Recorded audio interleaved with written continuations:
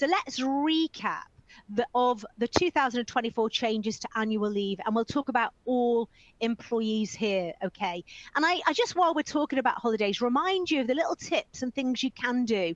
And I think a lot of you may have learned these in the pandemic. I don't like to re-talk about the pandemic, but you know, where people built up loads of holidays, employers were like, I don't know when they're going to take them. You know, if you know that, for example, we've had severe snow. I've still got snow on the ground here. I'm looking out the window, but we had severe snow. If you knew that you were going to be affected by snow, it's going to be a quiet work week for you.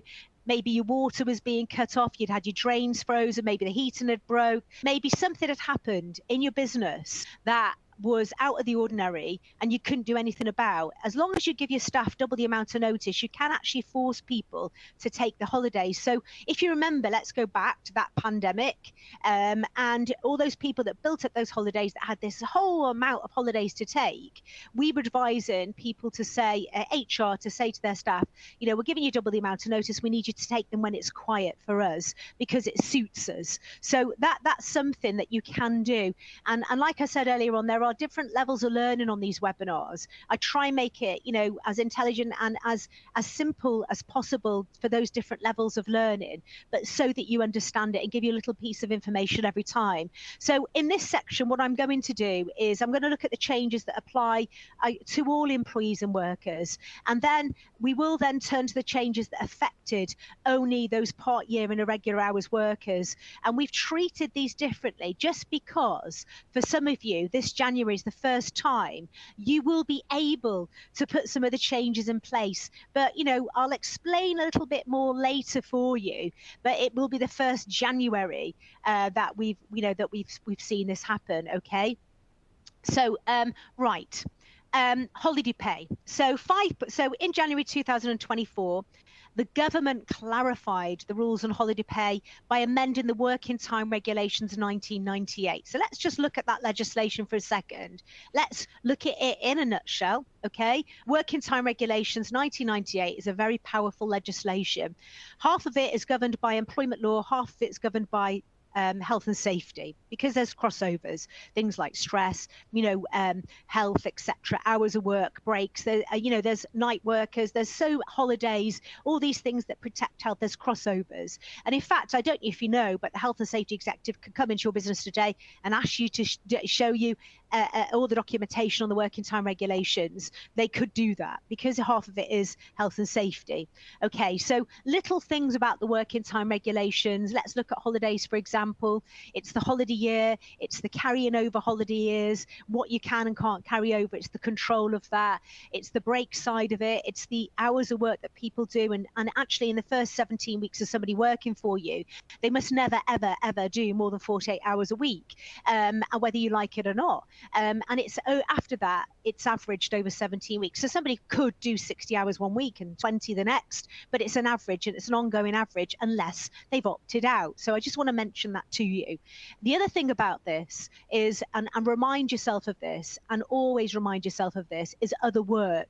I need to know if somebody has other work, because they could be doing something for a competitor, they could be exhausting themselves, and you know, so a simple rule in your handbook and your safety handbook regarding hours, for example, would be to say, if you want to work elsewhere, please apply in writing, so that because it could breach the working time regulations, okay? Because you as the main employer are responsible for the hours that people do in any other job, okay? If it's part-time, it's shared responsibility, and I'm not sure many people know that, okay? So it's very important, especially with health and safety clamping down on mental health this year. It's really important. So in January 2024, the government clarified these rules, okay? Now, and what they did is adding in a definition of normal pay. Now, previously, the rules were based on EU case law, which from January was no longer applied in the UK, so the law had to be changed. Now, this means that these rules didn't change, but they were given a statutory footing.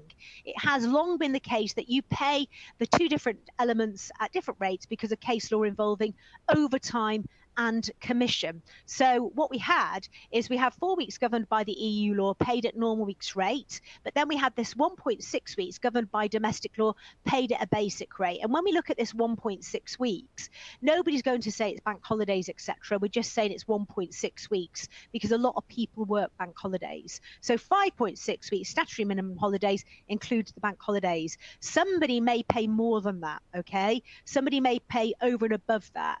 And I know that we did touch, I'm sure we did, on holidays last year and what you can carry over and what you can't carry over, and having that rule in place, you know, that says anything above the 5.6 weeks, you know, a written rule in place to say you can carry over anyway, right? So that's the holiday pay, and that is the 5.6 week statutory minimum. Now, what makes up that normal pay? Let's have a look at that, okay? So what's set out on this slide, if we look at this, is included in holiday pay. I don't know why I started speaking like that, like something that I carry on, Phil. Holiday pay for 4 weeks of their workers' entitlement. It's because I was speaking about protected regional accents, and now they're all coming through me now. So I'm saying, it's like I've got a regional accent from I don't know where, actually. So what's set out on these slides is included in holiday pay for 4 weeks of the workers' entitlement. So payments, including commission payments, which are intrinsically linked to the performance of tasks which a worker is obliged to carry out under the terms of their contract. Payments for professional or personal status relating to length of service, seniority, or professional qualifications, and other payments such as overtime payments which have been regularly paid to a worker in the 52 weeks preceding the calculation date. So that's what's set out. So note that the case law on overtime and whether it should be included in holiday pay only affects non-guaranteed overtime and voluntary overtime. Guaranteed, or what you call, because there is case law on this, and again we've got like a whole section on holiday calculations, etc., on the platform. But guaranteed, or what you might call, you might call it, I think a lot of HR people call it contractual. Overtime makes up part of a basic pay because it's always paid. The overtime is always there, and the workers must do it. So it forms part of their normal working hours. Now, you might just class it as overtime and pay different rate for it, perhaps. So that will form part of a basic pay for the 1.6 weeks element. And if you sat there, I know there will be a few of you sat there going, oh, I haven't got a clue what she's going on about. Because let me tell you now, when I've done seminars, in-person events, and there's a segment on holidays, I'm there for ages because people are asking so many questions. In the end, I say, no more questions. I've got so many slides to get through. Everybody's asking me about calculations, the percentage method, rolled up term time, and I'm literally tearing my hair out. So what I would say to you is, if you don't understand it, you're not on your own, okay? Don't feel like silly because you don't. That's what our advice line is for. That's why we give you a call, and we can work it out, calculated what's specifically to you, and you might feel better to ask those questions then. So I just want to say that to you because, you know, I think some people, you know, it doesn't sink in straight away, maybe first or second time. So 1.6 weeks governed. So if we look at what makes up that normal pay, again, you know, it's the overtime, it's payments, and this comes from, actually, I think it was a British gas worker and an airline pilot that became dependent on those overtime payments, and when they went on holiday they lost out. They had, you know, less money. So thank them for that. So that's good for the employee, actually. So let's have a look at the next slide. Okay, so now we're looking at holiday carryover. So we did see, if you remember, provisions allowing for carryover holiday due to COVID-19 has been removed. Now, there was emergency rules on annual leave implemented in 2020, gosh, all that time ago, allowing carryover of 4 weeks of leave into the next 2 leave years, where it was not reasonably practicable for people to take it because of COVID. And employees had until the 31st of March last year to use up any outstanding leave. Now, what happens here? So Regulation 13 now includes carryover of leave accrued during statutory leave and sickness absence, but only 4 weeks, okay, because that's the statutory minimum, and that's Regulation 13. So it includes that carryover of leave that's accrued through statutory leave and sickness absence. So reminding you that when a worker has been on sick leave, they can carry over 4 weeks of leave until 18 months after the end of leave year in which the leave was accrued. So if they're sick, let me give you an example. If they're sick all of 2024, they can take 4 weeks over to the end of June 2026, but they will lose that 1.6 weeks, okay, because that's not the statutory minimum. Now, contractual rules apply for anything in excess of 5.6 weeks, but they will likely lose it, okay? But I don't know what your contract says, and that's why it's always good to just put it through the advice line, give us a call and just say, and by the way, let me remind you about that, because people take advice and they don't read out what they've got written down. It's very, very important that the advice that you get is conducive to what's written, else you could fall foul of the law. So always read out what terms and conditions you've got in place when you take advice, okay? So, and also a reminder here, so when a worker has been on maternity leave, etc., they can carry over 5.6 weeks of leave into the next leave year, which I find actually really I don't know if it's rewarding. It's a surprise to some people that have been on maternity that, you know, like, let's face facts, maternity is not great in lots of businesses in the UK. In fact, I don't know how anybody can live on such a statutory payment while bringing up children. It is low. I'm going to be very honest about that. I'm sure a lot of you would agree with me there. But there are companies out there that do enhance it. But what is always like a bit of surprise to somebody that's been on maternity is that they've built up all this holiday and they actually have this 5.6 weeks of leave. It's always a lovely, the amount of people I've told that to, and it's a lovely surprise for them. It's like I've given them a gift, but they've just accrued it while they've been on maternity. So and you know, carryover leave now law where employer fails to recognise the right annual leave or to payment for it, give reasonable opportunity to encourage the staff to take the leave, or tell staff that leave not to be taken in the year in which is accrued will be lost. So, you know, there's you should have a big holiday policy anyway, and your rules should be in there. Let's remember, your handbook is for management of your staff and for your staff to manage themselves as well, and for guidance. And when I talk about the reasons for dismissal, one of them is conduct.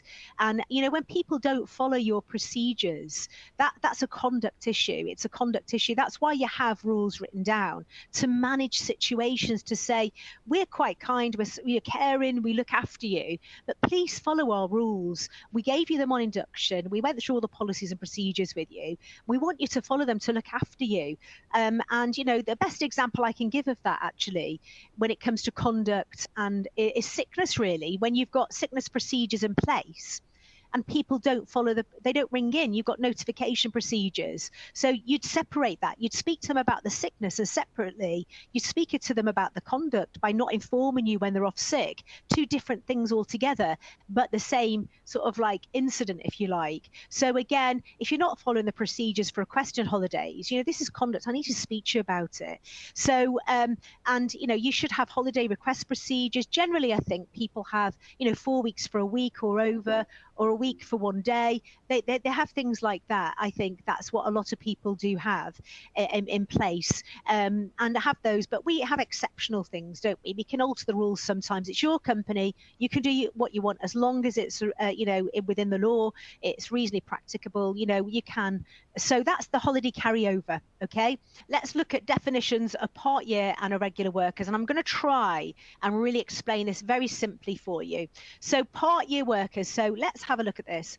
And you know, it says if under the terms of their contract they are required to work only part of that year, and there are periods within that year, in brackets, during the term of the contract, of at least a week which they are not required to work and for which they are not paid, that's a part year worker.